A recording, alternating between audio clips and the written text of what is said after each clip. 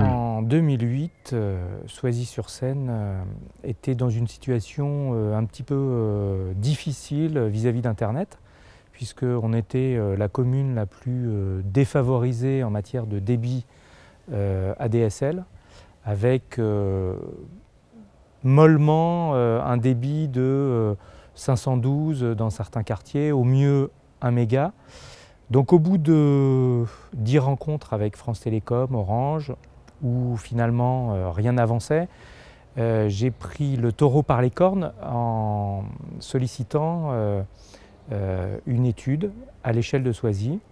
Et cette étude a mis en évidence qu'il y avait deux possibilités pour améliorer la situation. C'était d'une part soit des sous-répartiteurs, ce que m'avait promis Orange, avec, si c'était la commune qui prenait l'initiative, un coût de 750 000 €, et puis une possibilité aussi d'installer la fibre optique. Et le coût évalué dans le cadre d'une délégation de service public à l'échelle de la commune, c'était un coût d'1 million d'euros. 7000 habitants, c'est une taille relativement faible pour envisager notamment une délégation de service public avec une entreprise privée pour l'installation de la fibre optique. Donc les maires de la communauté d'agglomération ont trouvé le projet intéressant. Les 5 communes, c'est 65 000 habitants, c'est 33 000 prises, 33 000 foyers ou bâtiments raccordables. Et on s'est lancé dans une étude plus large, la même étude que celle que j'avais menée à Soisy, avec une deuxième tranche qui était l'accompagnement pour la mise en place d'une délégation de service public. À l'issue de la procédure, nous avons retenu Covage pour l'installation de la fibre optique sur l'ensemble du territoire. Le réseau a deux objectifs qui apparaissent dans deux missions distinctes. Il y a la mission 1 qui est destinée à répondre aux besoins des entreprises avec des abonnements pro. Et puis on a une mission 2 qui concerne le FTTH, c'est-à-dire la fibre pour chaque particulier avec des abonnements classiques. Donc ces deux missions sont parallèles et utilisent le même squelette de réseau, mais ont des opérateurs différents. On a, je crois, une vingtaine de fournisseurs d'accès Internet sur le réseau professionnel, alors qu'on en a 4 sur le réseau FTTH pour les particuliers.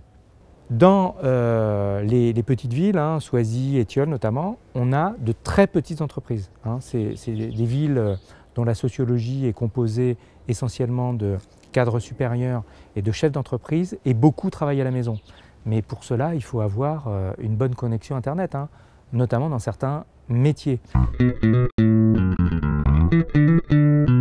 Covage est une opportunité pour les collectivités, comme les autres entreprises qui interviennent sur les réseaux d'initiative publique, parce que ça permet aux collectivités véritablement de prendre leur avenir en main et de ne pas être à la merci des décisions d'Orange ou de SFR, puisque SFR a été avec Orange à l'initiative et aussi les signataires d'un accord avec l'État autour des zones AMI.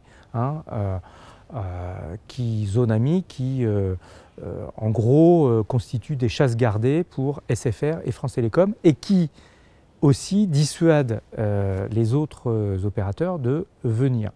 Avec une société comme Covage, on peut, dans le cadre d'une délégation de service public, véritablement prendre son avenir en main, qu'on peut déployer assez rapidement sans attendre les décisions des opérateurs nationaux et répondre à la demande locale, notamment dans les zones pavillonnaires. Parce qu'aujourd'hui, ces zones-là sont moins rentables que des zones d'habitat collectif. Et donc on peut imaginer que si on laisse uniquement la loi économique ou la loi du marché jouer, ces zones ne seront pas pourvues de fibre optique avant longtemps. En tout cas, elles le seront après que les zones denses soient équipées.